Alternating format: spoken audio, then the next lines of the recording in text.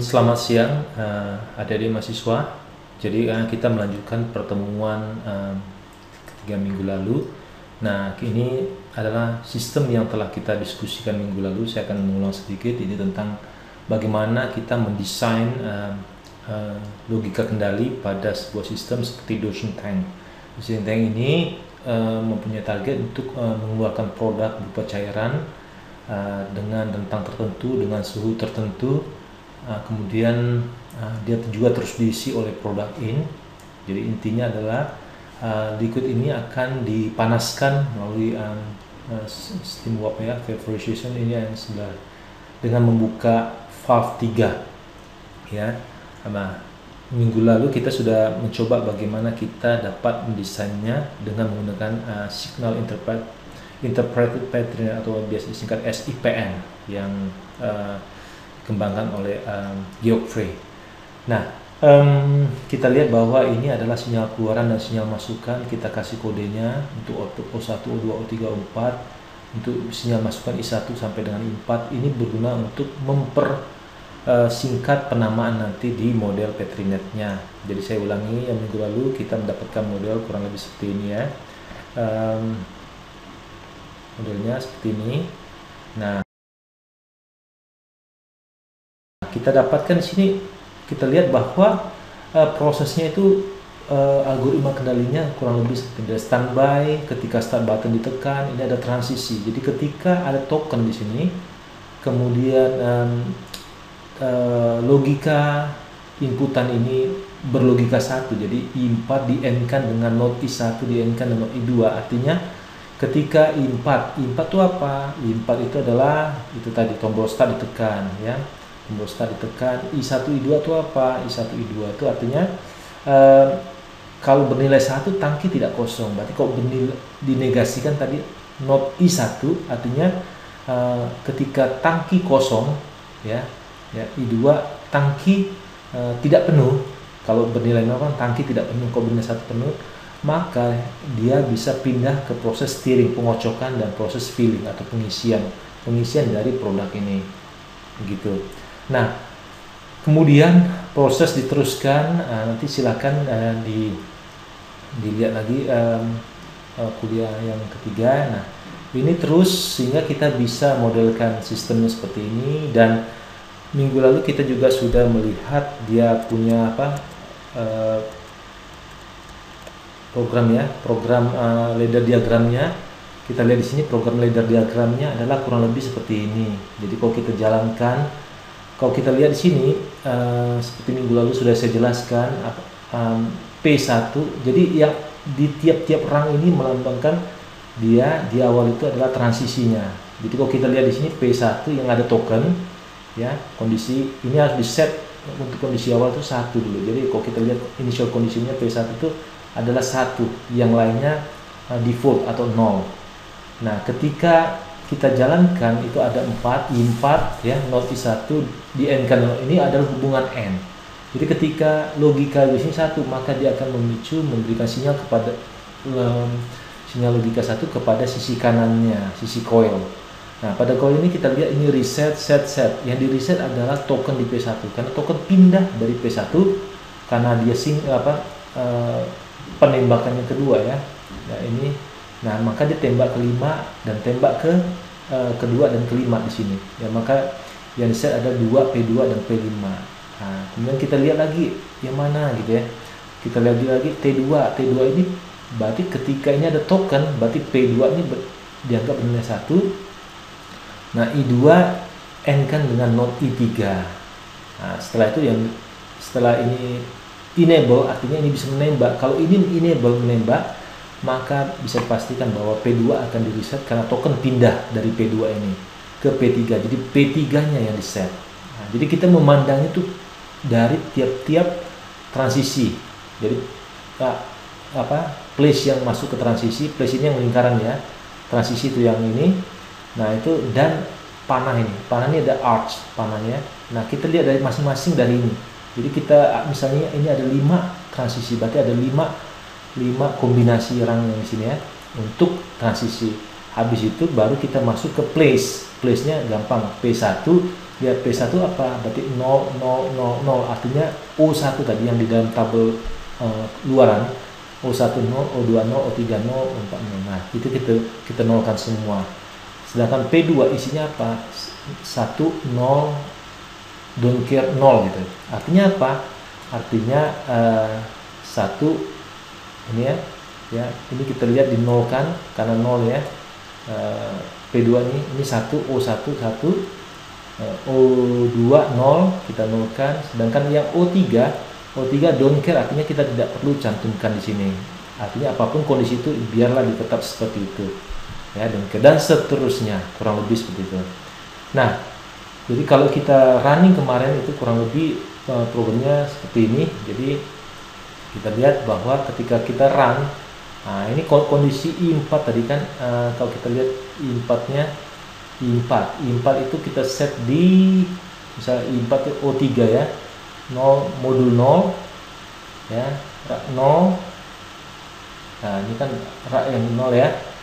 Ya, dan 3 0 1 2 3 berarti yang ini ya. Nah, ketika kita tekan, maka ini apa yang terjadi? Nah, ini P2 ya. Ya, P2 kita lihat. Ini akan jadi steering, feeling dan ini steering dan feeling. Jadi satu-satu O3 dan O1. Nah, O3 dan O1 kita lihat di mana posisinya. O3 dan O1 itu terkait dengan ini 0. Ini modul ke 0, base 0. Rak yang ke-1 ini output ya. Ini rak ke-1 dan urutannya bit yang ke-0. Berarti ini O1 ya. Sedangkan O3 ini 0, base 0, rak yang ke-1, bit yang ketiga 0 1 2 3. Nah, ini on dari sini kelihatan ya, sedangkan yang lainnya off. Nah, kurang lebih seperti itu. Nah, kalau kita lihat di sini, nah kita lihat bahwa ketika dia biru ini logika ini bernilai high gitu ya, reset ini terjadi. Tetapi ketika yang ini merah O1 berarti O1-nya bernilai 1 di sini ya. Nilai O1-nya, tetapi login sendiri tidak. Ya, login sendiri tidak bernilai 1. Dia tidak terreset lah. Kalau ini berarti dia terreset O2-nya. Sedangkan O2 sendiri bernilai 0 ya, karena dia tidak merah. Jadi kurang lebih itu implementasinya, silakan dilihat lagi step-stepnya di pertemuan sebelumnya ya, yang ketiga. Nah, sekarang kita lanjut, kita lihat bahwa subnet pasif ini minggu lalu ya. Nah, bisa juga sudah kita jelaskan bahwa bisa ada di dalam satu place itu, di dalamnya ada subnet. Jadi subnet yang terkait dengan itu ya. Kemudian pengembangan hierarki itu adalah kita bisa misalnya tambahkan timer ya. Jadi kita bisa tambahkan timer gitu ya. Jadi ada yang don't care, ini timer kita bisa tambahkan di sini. Jadi misalnya kalau kalian lihat ini manggang roti. Jadi ketika kita kasih 45 detik, maka dia sebagai indikatornya adalah bukan saklar tadi, tetapi timer. Jadi ketika timer ini dipenuhi, maka token itu akan pindah dari ini token pertama ke token kedua. Nah, dimana pada saat token di pertama ini, ketika token ada di pertama, artinya dia sedang manggang roti. Tetapi ketika pindah, maka pintu oven terbuka, panggang rotinya di off-kan, kurang lebih seperti itu. Representasinya bisa seperti ini, bisa juga menggunakan seperti ini. Jadi S1 timer. Timer yang mana? Nanti kita kasih misalnya T1 gitu di programnya ya. Di programnya kita bisa pakai T1 ya. Oke, nah jadi kalau implementasinya kurang lebih ya di PLC gunakan timer ya, gunakan timernya. Jadi gunakan timer ya, timer itu bisa kalian dapat di sini timer. Jadi misalnya kalian saya ambil satu lah ya, mana atau saya bikin baru misalnya ini project tes mana, oke ya, mana, oke. Nah, misalnya tes timer, kita bisa tes timer tadi kan, kita ambillah misalnya apa S1 gitu ya. Ya S1 ya. Nah, ini timer set ya, sorry. Nah, ya, nah ini ini misalnya apa? Ini kita sebut bahwa dia adalah variabelnya ini kan output ya. Ini adalah P2 misalnya ya. P2 misalnya. Ya, P2. Oke. Misalnya oke. Nah, ini P1. P1. Nah, oke. Jadi P1 ini kondisi awalnya 1 misalnya ya. Kondisi awalnya 1 seperti tadi ya. Kondisi awalnya 1. Ya. Oke. Nah, kalau kita ini kita tambahkan 1 di sini. Bisa, nah, ini saya kasih contoh dikit, nanti bisa kalian kembangkan ya. P1. Nah, saya ingin menunjukkan timernya saja. Kalian bisa tambahkan fungsi timer di sini ya, fungsi timer. Misalnya timer. Nah, timer apa tadi? Timer on. Jadi ingat timer on. Silahkan dilihat lagi ya, pelajaran kendali industrinya itu ada penjelasan timer on, timer off, timer pulse.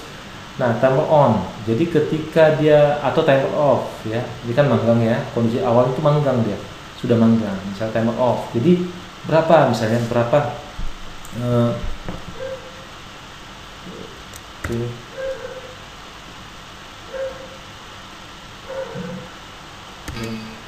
5 second misalnya ya. Nah, kita masukkan sorry. Nah, 5 second misalnya. Nah, ini berarti kalau kita running misalnya, nah ini tanpa kita masukkan saklar dan sebagainya. Nah, ketika kita running dia akan kurang lebih, nah kalau kita lihat sini sebentar. Oke.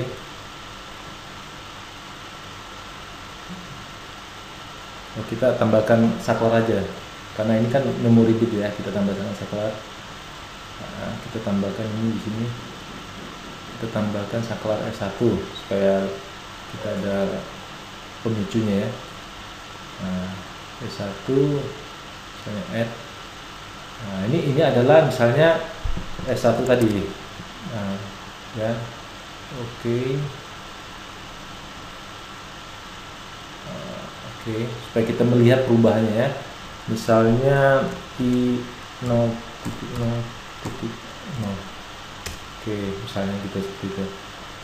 Oke, satu ya. Nah, kalau kita lihat ini, kita running. Oke.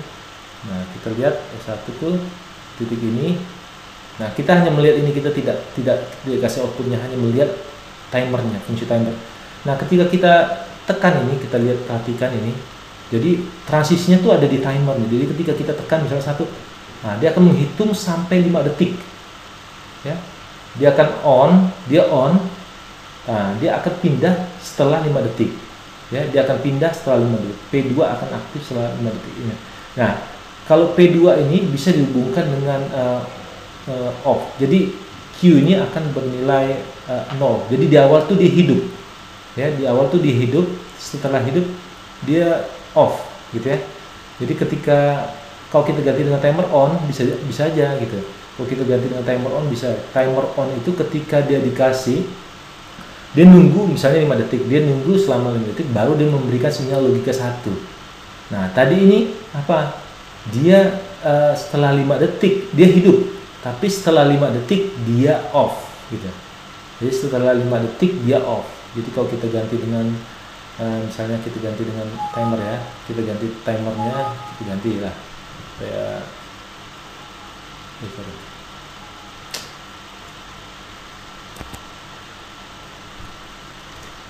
nah, kita ganti timernya dengan timer on misalnya tadi ya, ini akan beda.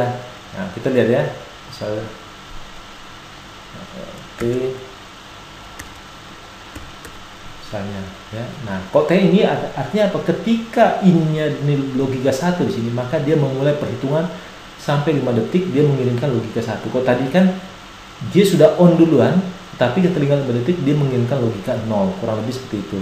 Jadi kalau kita running ini, dia tidak hidup, tidak seperti yang tadi. Kalau kita lihat ya. Ya, kita lihat bahwa ketika kita tekan, nah dia menunggu nih P1-nya on, tetapi nunggu di reset. Nah ya, nah kita lihat dia nunggu sampai ini masih off dia. Kalau tadi kan langsung on, ya. Nah baru dia bergeser setelah 5 detik. Jadi tergantung kalian pakai yang mana gitu ya. Jadi kurang lebih seperti itu. Nah ini silakan aplikasikan apakah ada yang di on kan artinya pintu oven dibuka gitu ya, atau ada yang di off kan tergantung. Jadi kalian pakai yang mana. Nah kalau kita tambah timer, kita bisa tambah misalnya 10 detik di ketika pertama kali waiting, pertama kali standby, dia menunggu 10 detik baru kita, walaupun tombol start ditekan.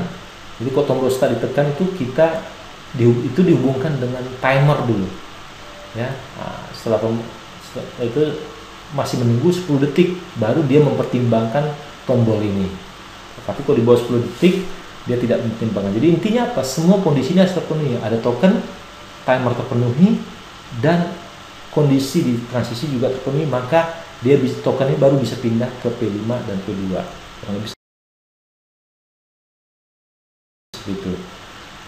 Nah ini adalah satu contoh ya, satu contoh di mana aplikasi dari Presto Modular Production System ini ada 4 station, workstation di sini.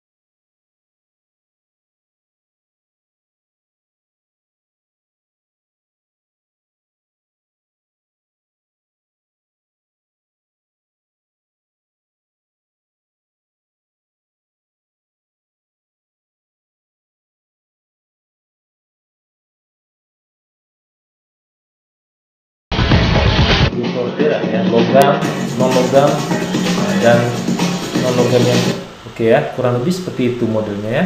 Nah kalau kita lihat di sini dia ada 4 workstation. Jadi supplying station itu di sini untuk menyuplai satu workpiece dan magazine ini. Magazine itu berisi workpiece. Kemudian dia dijemput oleh, nah ini transfer modul masuk ke station kedua. Station kedua ini kita lihat bahwa dia akan ada lift ya, menaikkan ke atas tadi kalau kalian lihat. Nah, dari sini dia dibawa oleh conveyor menuju ke rotary table.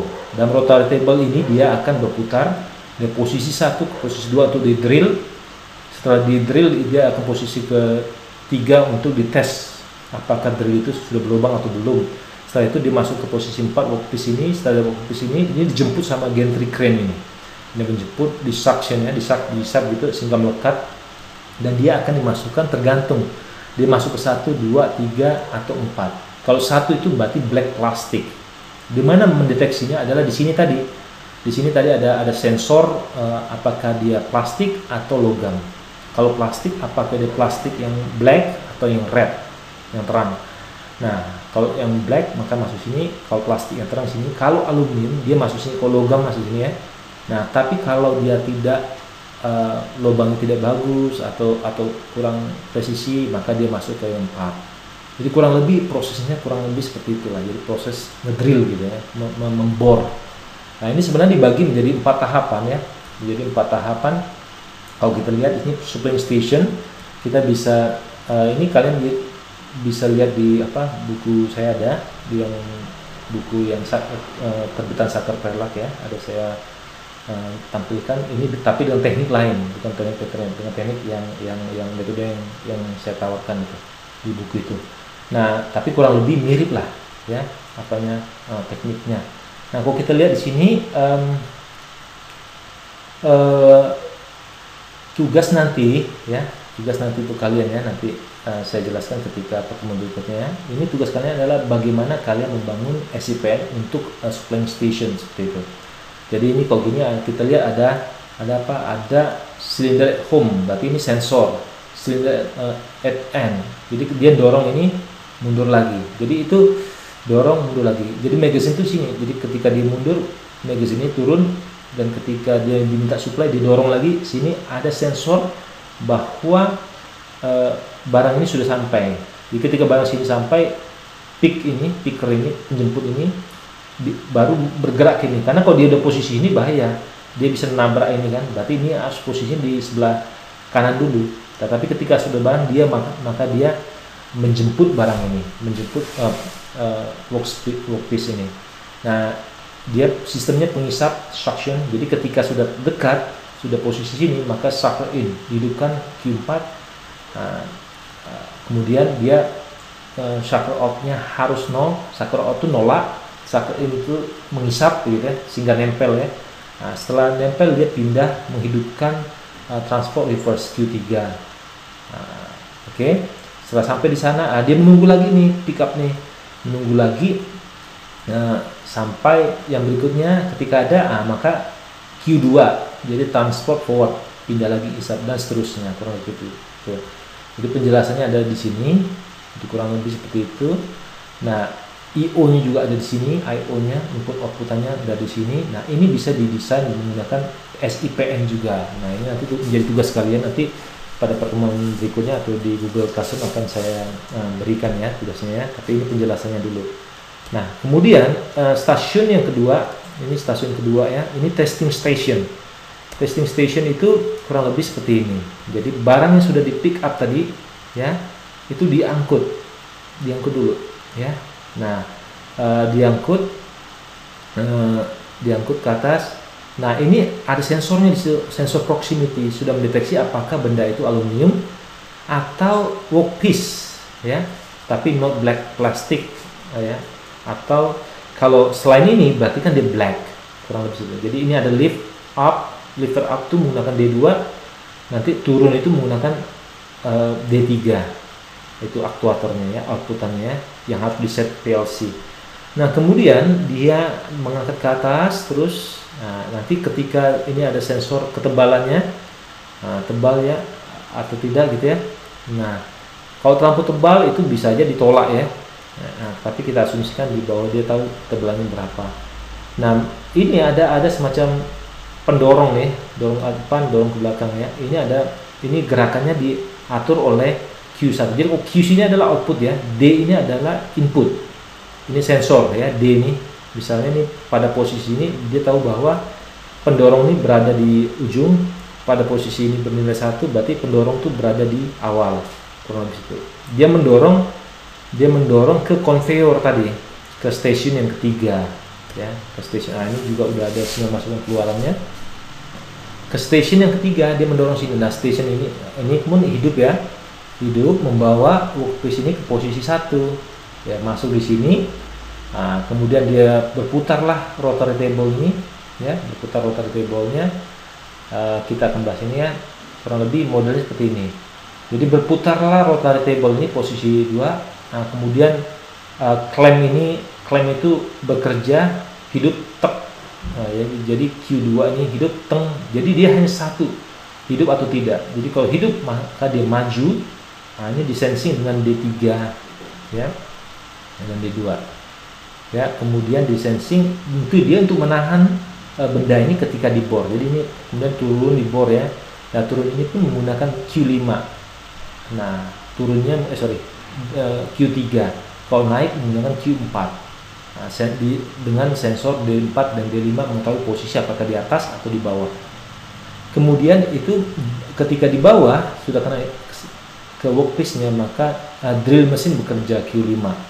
Nah, setelah selesai maka dia naik ke atas Q4 ya, naik ke atas, dan ini pun berputar kembali masuk ke posisi yang ketiga. Nah, ini dites ada lubang nggak nih. Nah, tes ini ya. Setelah itu dia pindah lagi ke posisi yang keempat. Posisi 4 untuk siap-siap masuk ke workstation yang keempat, yaitu proses untuk disortir masuk ke magazine mana, kurang lebih seperti itu ya. Nah, ini posisi yang keempat ini itu melibatkan gantry crane. Gantry crane ini, jadi posisinya gantry crane ini, kalau kita lihat di sini, dia akan membawa benda ini ke posisi 1 itu untuk aluminium misalnya, ke posisi 2 untuk red plastik, posisi 3 untuk black plastik, posisi 4 untuk di reject gitu ya, kalau dia lubangnya tidak baik dan sebagainya. Nah, ini proses ini adalah dia bergerak ke sini. Jadi ini sudah ada sensornya, posisinya di mana. Untuk menggerakkannya ini pakai Q. Jadi kalau Q0 bergerak ke south, Q1 bergerak ke north. Ya. Kemudian kalau ini jadi dia dua dimensi gerakannya. Kalau ini kalau Q2 dia bergerak ke timur ya. Kalau Q3 dia bergerak ke barat. Jadi kurang lebih situ. Jadi ketika dia bergerak ke south kemudian bergerak ke timur, dia posisinya nanti pada titik tertentu dia berjemput yang di posisi 4 tadi, yang posisi ini. Yang posisi di sini dia akan menjemput di sini ya. Oke. Nah, setelah itu dia akan men-sharp ya, mengisap supaya melekat di sini, dan dia ini pun akan bergerak memindahkan apakah ke 1, 2, 3 dan 4 tergantung kondisinya gitu ya. Jadi kurang lebih seperti itu. Kurang lebih seperti itu. Oke, nanti kita akan bahas tugas khusus ya untuk pertemuan berikutnya. Nah, yang akan saya bahas kembali ya. Jadi analisis Petrinet-nya ini kalau kita lihat ada beberapa teknik ya, ada beberapa karakteristik yang harus kita lihat dalam sebuah Petrinet ya. Jadi karakteristiknya itu pertama adalah bagaimana konflik, apakah ada konflik, apakah ada kontak, apakah ada live lock, deadlock, liveness atau reversibility. Jadi ada nggak gitu. Nah, kemudian pengembangan Petrinet ini kita bisa lihat definisi karakteristik safety dan boundedness. Nah, jadi keamanannya. Jadi kita akan lihat ini satu persatu ya. Kalau kita lihat ini ada konflik, apa yang maksud dengan konflik di sini? Nah, kalau kita lihat ini dua transisi diaktifasi dalam konflik jika yang lain tidak dapat diaktifasi akibat penembakan salah satu transisi. Nah, ini adalah konflik maju. Nah, konflik maju. Apa maksudnya? Ini memang bisa, tetapi sangat berbahaya ketika ini sama-sama aktif bersamaan gitu. Nah, ini yang agak jadi konflik nih, dia ke kiri atau ke kanan gitu. Tetapi kalau salah satu aktif duluan nggak masalah, tetapi ini disebut dengan konflik maju. Nah, konflik mundur juga begitu. Nah, ketika begini, nah dia ketika mengisi di sini, mengisi tokennya pindah, ini mana duluan? Jadi ketika T1 aktif bersamaan, ini berebutan siapa duluan. Nah, ini berbahaya. Nah, bisa terjadi konflik ya. Nah, ini adalah suatu karakteristik dinamik. Jadi kondisi perlu dalam suatu desain atau kendali logika itu dua transisi terbagi paling sedikit satu place pada preset dan post place ya. Oke, kurang lebih segitu. Nah, sebuah Petrinet disebut bebas konflik jika tidak ada konflik pada masing-masing penanda. Jadi salah satu konflik aja dalam satu dalam satu model itu ya, di titik tertentu, di place tertentu dan transisi tertentu itu akan menyebabkan bahwa desain itu disebut berpotensi untuk adanya konflik. Oke, nah ini dilakukan untuk memberikan keputusan. Tapi ketika dia tidak berpengaruh, tidak mungkin terjadi T1 sama 2 bersamaan. Nah, itu mungkin ini tidak masalah. Oke, nah kalau kita lihat ini bisa terjadi konflik maju ya dengan M1 ya. Nah, kalau kita lihat ini M1, kalau kita lihat ini M1, nah ya antara T2 dan T5. Jadi ketika N0 terjadi ya, ketika N0 bernilai 1 dan T1 ini token pindah sini kan, P2 dan P5. Nah, ini bisa terjadi konflik ya. Ini bisa T2 dulu atau T5 dulu. Jadi sampai kok ini bersamaan bahaya. Ya. Ya, ini bisa terjadi konflik kurang lebih di sini. Konflik maju namanya. Ya, nah, konflik mundur itu terkait dengan M1. M1 itu apa? M1 itu ketika P2 ada token. Ini kan ingat ya, ini pertemuan kedua ya. Ini artinya P1 tidak token. Ini kondisi awal ini. P1 ada token 1, P2 tidak ada token, P3 ada token, ini kondisi awalnya. P4 tidak ada token, P5 tidak ada token. Nah, ketika dia menembak di T1, maka token berpindah ke P2 dan P5. Jadi 2, 3, 5. 2, 3, 5 ada tokennya. Sedangkan 1 dan 4 tidak ada. 1 dan 4 tidak ada tokennya. Nah, kalau kita lihat di sini, maka apa? Maka kita lihat ada konflik maju pada M5. Ya, M5 itu mana? M5 itu ketika 1 ya, dan 2 ini ada token. Nah, ini konflik maju ya antara T2 dan T5. Dia bisa ke T2 atau T5. Jadi persis seperti tadi. Namun di sini ada konflik mundur juga ketika M1 ya. M1 ini antara T3 dan T5 ya. Nah, ini M1 ini apa? P2 ada token, P5 ada token, P2 ada token. Nah, konflik mundur adalah dia tidak bisa ya. Jadi ketika menembaknya ya bahaya ini. Jadi ketika T3 aktif ya, sedangkan P2-nya ada token juga. Nah, yang menembak ini siapa? P4 nih. Bisa P3, bisa P2. Tapi kalau T3 dan T5 terjadi secara bersamaan, nah itu yang disebut konflik mundur. Oke. Nah, juga karakteristik berikutnya adalah kontak. Ya, kontak ini sebuah kontak isi jika sebuah transisi tidak dapat menembak dikarenakan poset sedang memiliki token. Nah, ini misalnya ya. Nah, ini tidak bisa menembak nih. Ya. Nah, ya. Kontak adalah sebuah karakteristik dinamis. Nah, kalau tidak ini tidak bisa nembak. Ini tidak bisa nembak. Ini apalagi? Ini kondisi dia sebenarnya bisa nembak nih. Cuma karena ada token di sini dia tidak bisa pindah. Ya, untuk SIPN ya. Tapi kalau untuk Ptnet yang konvensional yang awal itu bisa. Jadi tokennya bertambah menjadi 2. Tapi untuk SIPN itu tidak diizinkan. Ya. Nah, ini misal seperti ini bisa nembak sebenarnya, tetapi karena ada token satu di sini tidak bisa. Jadi kok ini kosong, nah ini bisa nembak nih. Dua-duanya ketembak. Tapi karena token begitu juga ini lebih parah malah. Bahwa dia tidak bisa menembak dan ini pun tidak bisa ditembak, gitu ya. Oke, jadi kontak adalah sebuah karakteristik dinamis. Nah, sebuah Ptnet itu disebut bebas kontak jika sebuah kontak tidak pernah terjadi pada penandaan yang tercapai. Jadi kalau ada kontak berarti sistem tersebut memiliki kontak gitu, ya. Kalau tidak ada dari semua titik maka tersebut tidak ada. Nah, kalau kita lihat di sini, ini jaringan satu tuh bebas kontak, ya. Nah, ya, jaringan satu yang tadi yang ini. Oke, yang sebelumnya ya. Nah, kalau yang ini, yang jaringan 2 ya, kita lihat itu kemungkinan ada kontak ya. Ada kontak, lihat P2 dengan ini. Kita lihat nih. Nah, ini ada kontak, gitu ya. Ya, oke. Untuk yang jaringan satu tuh yang ini. Jaringan satu tuh ini bahwa kondisi awalnya token di 1. Nah, ini tidak ada kontak di sini. Ya, karena dia selalu kosong, selalu bisa menembak dia. Tetapi ada konflik maju saja. Tetapi untuk jaringan kedua, di mana kondisi awalnya P1 ada token, P3-nya token, ini ada konflik maju, konflik mundur, dan ada kontak. Ya, dan ada kontak tadi ya. Kontaknya di mana? Yaitu di sini nih. Nah, T2 ketika dengan M1, T3 ya dengan M2, T4 dengan M3, ya, T5 dengan M4, T1 dengan M5. Jadi ada beberapa kontak terjadi. Kurang lebih seperti itu. Nah, untuk menghindari kontak dilakukan dengan place complement. Jadi kalau kita kebalikannya gitu.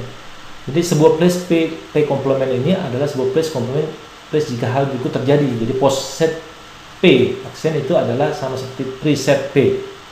Ya, preset P aksen adalah sama dengan poset P. Jadi ditandai. Oke, nah kalau kita lihat ini kurang lebih itu. Nah, dengan tambahan komplement ini, maka kita bisa menghasilkan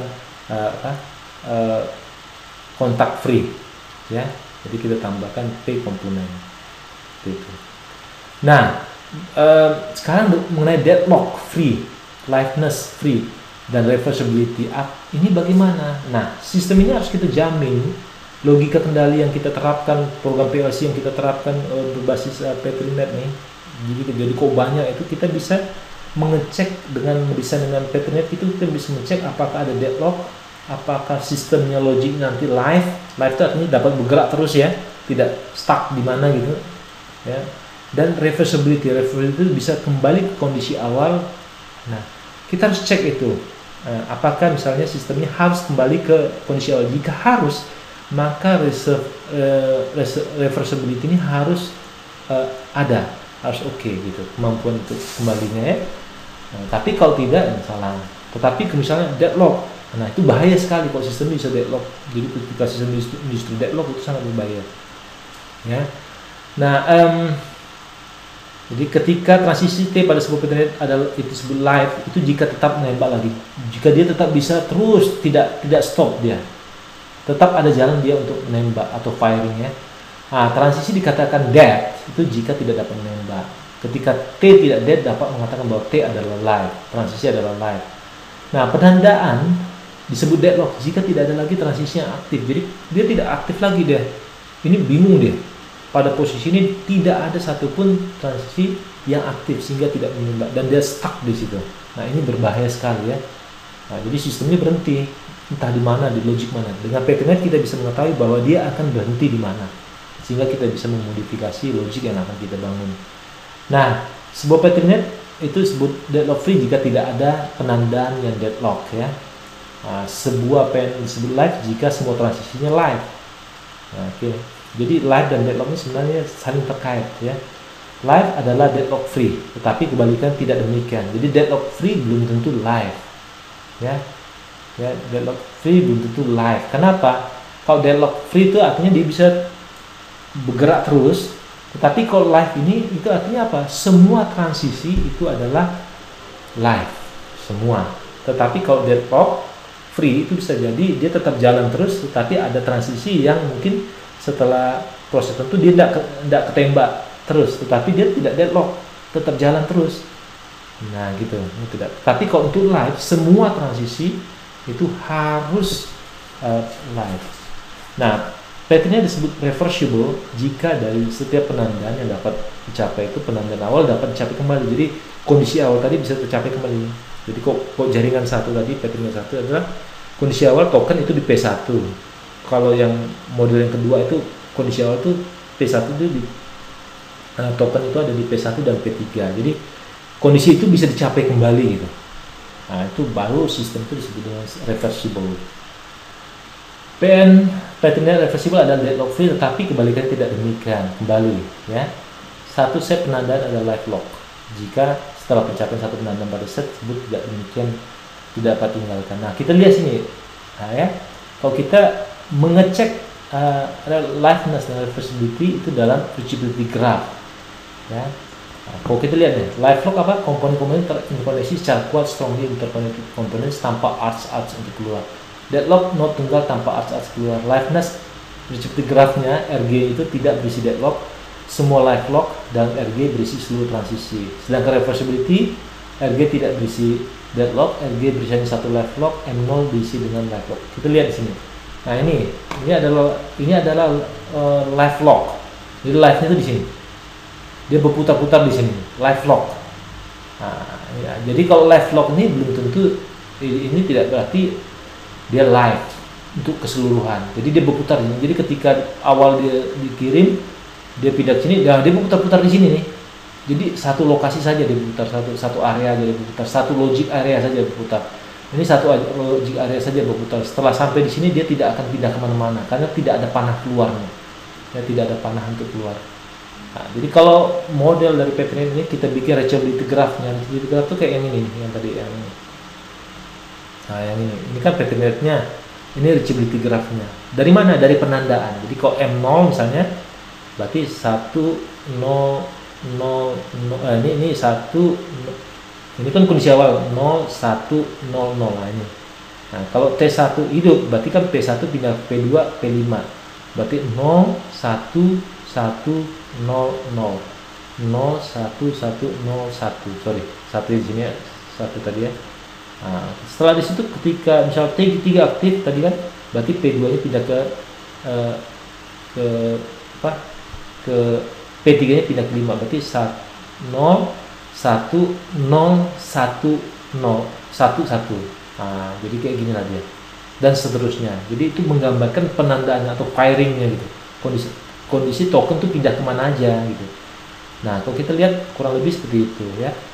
Nah, ini model tadi Ricci graph tadi. Nah, kita bisa ini live dan reversible. Kenapa? Karena live tuh dia bisa pindah setelah itu ke sini, pindah lagi ke sini ini. Nah, dia bisa kembali reversible, kembali ke kondisi awal. Jadi kondisi awalnya adalah pada token pada posisi ini, dan dia selalu bisa kembali ya. Nah, ini live, tidak reversible. Nah, kenapa? Coba kita lihat. Ini bisa pindah ke sini, pindah ke sini. Nah, dia putar sini terus di sini kan.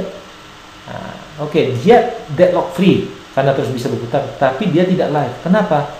Ada satu transisi yang tidak live di sini karena dia ada live lock di sini. Ya. Nah, tidak reversible. Kenapa? Dia tidak kembali setelah sampai di sini, dia tidak kembali ke posisi awal. Nah, itu disebut dengan tidak reversible. Kemudian itu live tetapi tidak reversible. Nah, ini live, dia live ya. Ya, setelah ini pindah sini, setelah ini pindah kemana gitu. Nah, tapi tidak bisa tidak reversible. Ya, tidak bisa tidak reversible ya. Nah, ya, karena dia tidak kembali ke sini, bisa pindah sini, akhirnya dia tidak, ini stop di sini nih, tidak kembali ke atas ya, dan seterusnya. Ya. Kemudian ini tidak ada deadlock. Kita lihat tidak ada deadlock, kita lihat ini terus mengalir ya, terus mengalir, tidak ada deadlock. Deadlock itu maksudnya ketika dia berhenti di satu titik, habis itu tidak ada panahnya lagi. Nah, itu deadlock. Ini semua panah selalu ada panah keluar. Tiap penandaannya ada panah keluar. Ini selalu ada panah keluar. Ini ada panah keluar. Cek, tidak ada panah keluar. Tidak ada panah yang tidak menuju keluar gitu. Nah, semuanya ada. Ini kondisi awal saja dia. Ya. Oke. Sebuah live lock dengan sebuah transisi. Nah, live locknya sini. Ini live. M0 tidak diisi dalam live lock. Artinya apa? Ini live locknya itu ketika live lock ini sebesar ini, ya, maka dia bisa aja dengan semua transisi itu harus live, tetapi dia tidak reversible ya, tidak kembali ke sini ke posisi ini. Nah, kurang lebih seperti itu ya. Ini tidak live tetapi reversible ya. Ini bisa tidak live ya, ini di sini ya, putar sini, dia kembali ke awal bisa, tetapi tidak live. Kenapa? Karena ada transisi yang tidak aktif ya. Kalau mau live itu semua transisi harus aktif, tapi dia reversible, bisa kembali ke awal. Jadi kurang lebih seperti itulah ya patternnya ya. Ini mungkin tambahan lah ya, tambahan patternnya dengan penandaan ya. Nah, kita bisa lihat ini. Nah, kita lihat bahwa posisinya adalah ini. Kemudian setelah T2 ditekan, dia posisinya pindah ke sini, artinya P1 token, P2 kosong, P3 ada, dan 1 0 1. Setelah itu apa jadi? Ini cara menggambarkan sistem tersebut ya. Kurang lebih seperti itu. Oke, nah kita lihat karakteristiknya harus bebas konflik tadi, bebas kontak, liveness, deadlock, freeness, and reversible. Nah, ada tambahan lain, itu adalah boundless dan safety. Nah, boundless itu apa? Sebuah petitnet adalah bounded, k-bounded ya, atau bounded itu jika terdapat integer natural k yang batasi jumlah token dalam sebuah place. Jadi kalau dalam eksperimen kita misalnya batasi 1, jadi dalam satu place itu maksimum 1 token, gitu ya, tidak boleh lebih ya, besar dari k. Jaringan dikatakan safe, aman, itu ketika k sama dengan 1 ya. Jadi secara prinsip dasar awal dari pattern itu dia misalnya satu place itu bisa lebih dari 1 token ya. Nah, misal k-bounded ini misal 3, k-nya 3, berarti bisa 3 token, tetapi secara safety-nya dia tidak safe. Safe hanya ketika k sama dengan 1. Jadi kurang lebih inilah ya. Nah, kalau kita lihat ini 3 bounded, kenapa? Karena 1 token itu bisa 3 ya.